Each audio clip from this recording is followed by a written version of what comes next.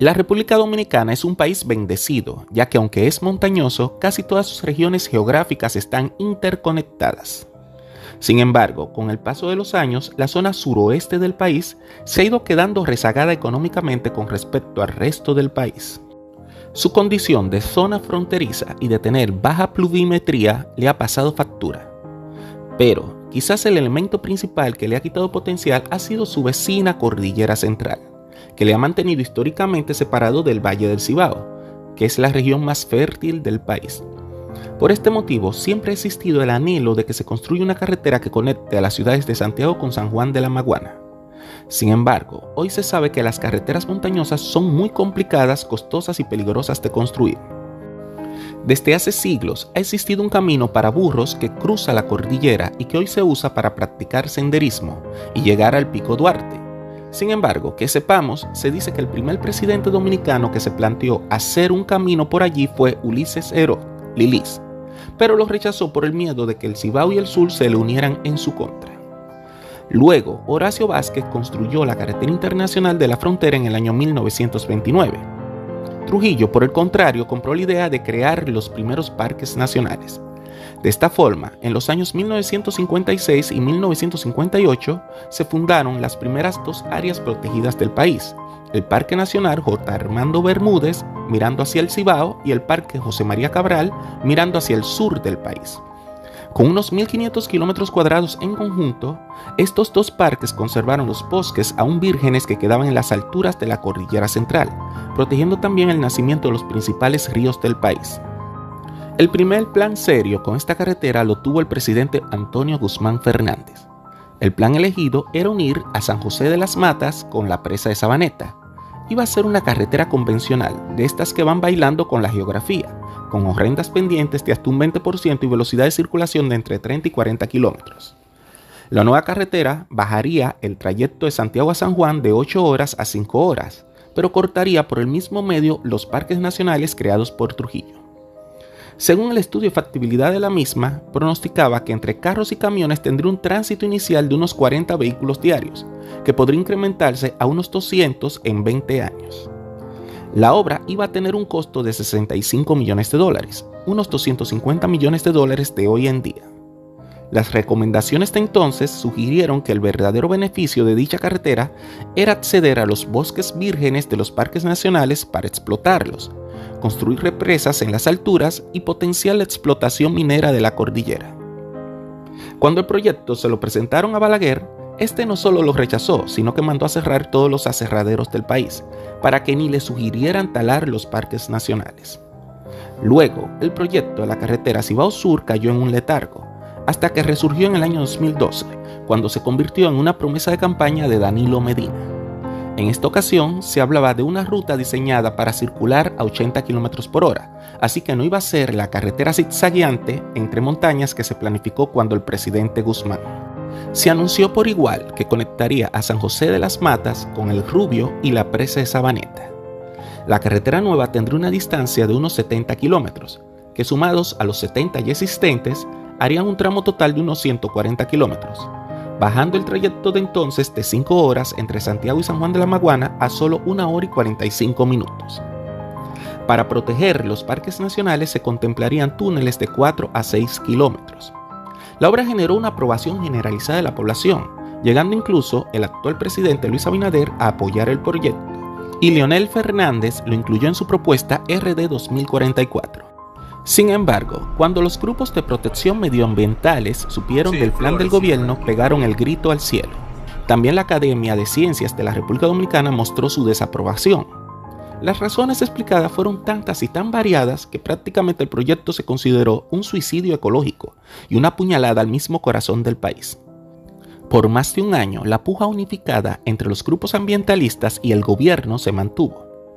El gobierno comenzó a cambiar el proyecto, prometiendo un túnel más largo y luego quitando el prometido túnel. Para intentar convencer a los ambientalistas, los costos estimados de la obra comenzaron a dispararse, desde los 345 millones iniciales hasta más de $400 millones. Los grupos contrarios a dicha obra planteaban que existían alternativas menos dañinas al país, utilizando rutas ya existentes, propuesta que finalmente el gobierno terminó comprando. Para mediados del año 2014, el ministro de Obras Públicas, Gonzalo Castillo, anunció que la carretera Cibao Sur original no se iba a construir, porque la misma era muy costosa. No podían determinar su presupuesto final, los daños ecológicos potenciales eran reales y su proceso de construcción podría superar con facilidad el periodo de dicho gobierno. Se tomó la ruta alternativa de unir los pueblos de Padre Las Casas con el de Constanza, y que aún hoy no se ha completado de un todo. En el año 2020, recién instalado presidente Luis Abinader informó que veía con buenos ojos el proyecto de la carretera Cibao Sur, pero que la misma, en caso de construirse, debía respetar todas las consideraciones ambientales pertinentes. Así que, ¿cuáles son dichas consideraciones? El primer problema de la carretera Cibao Sur es que toca la zona protegida más grande y antigua del país. Si miramos el mapa de la República Dominicana, no nos será difícil identificar las zonas protegidas de la Cordillera Central. Nuestros parques nacionales son la zona más verde y concentran los bosques mejor preservados del país. Su distancia a la población ha sido la principal manera de preservarlos. Simplemente, el construir una carretera que le dé acceso al ciudadano a una zona protegida invitará a los más imprudentes a talar árboles, fabricar carbón, hacer asentamientos y siembras ilegales, y ni hablar de la cacería a especies protegidas y en peligro de extinción. Podríamos decir que el gobierno puede, con la ley de su lado, proteger nuestros parques, pero la realidad es que tenemos demasiadas evidencias de que el Estado dominicano es muy malo a la hora de ponerle control a la población dominicana. Además, en estos parques nacionales nacen 10 cuencas de los ríos más importantes del país. Eso quiere decir que cualquier actividad humana allí podría poner en peligro el nacimiento de la poca agua dulce que tenemos. Además, construir una carretera montañosa de alta velocidad provocaría movimientos de tierras importantes y deslizamientos de las laderas. Estos podrían ser arrastrados río abajo, afectando la expectativa de vida de las presas de Sabaneta y Monción, que tienen un valor e infraestructura de más de $1.000 millones. Con la presa de Rincón ya nos pasó algo parecido. Además, es muy difícil determinar cómo una carretera cortaría la biodiversidad de una zona. Ya se sabe que la ejecución de la Autovía del Este acabó con casi todos los cangrejos de la zona. Simplemente, la naturaleza es muy frágil y es muy difícil determinar a corto plazo el daño que podría hacer una carretera en un ecosistema, delatando el error cuando ya sea demasiado tarde.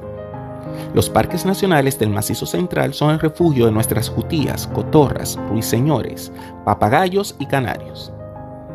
Por último, mientras más pasan los años, más improbable sea el poder construir esta carretera. Simplemente la conciencia ecológica en la población se va incrementando de manera exponencial, pasando de la inconsciencia de cortar los árboles cuando Guzmán, hasta el punto de proteger el último cactus encontrado en Cabo Rojo. Sin embargo, no creemos que todo esté perdido para el proyecto de la carretera Cibao Sur. Si la misma eligiera, por ejemplo, intentar conectar al pueblo de San Juan de la Maguana con Santiago Rodríguez, el proyecto podría tener futuro. Como ya sabemos, la ruta entre la presa de Sabaneta y la loma de Cruz de Negro está muy deforestada y no presenta elevaciones mayores a 1.400 metros. Allí se aprovecharía el paso más estrecho por el Parque J. Armando Bermúdez para hacer un túnel de entre 5 y 10 kilómetros, a 50 kilómetros de distancia de donde nacen los ríos Yaque del Norte y Yaque del Sur. Luego de allí solo sería bajar al pueblo de Sabaneta. Esta ruta subiría la distancia original a unos 180 kilómetros y propondría un trayecto de 2 horas y media, todavía mucho mejor que las 5 horas actuales. Además, por ser una carretera moderna, sería una opción real para nuestros destartalados camioneros, ya que, vamos a decir las cosas como son, pedirles que tomen la subida de Constanza parece desde aquí una muy mala idea. Lo que sí sabemos es que el sur profundo se merece su carretera y nuestros ambientalistas pueden hacer la concesión de que este proyecto sí pueda ser posible. Solo hay que sacar el radicalismo de la conversación y abrir las posibilidades. El sur del país se lo merece. Gracias por vernos nuevamente.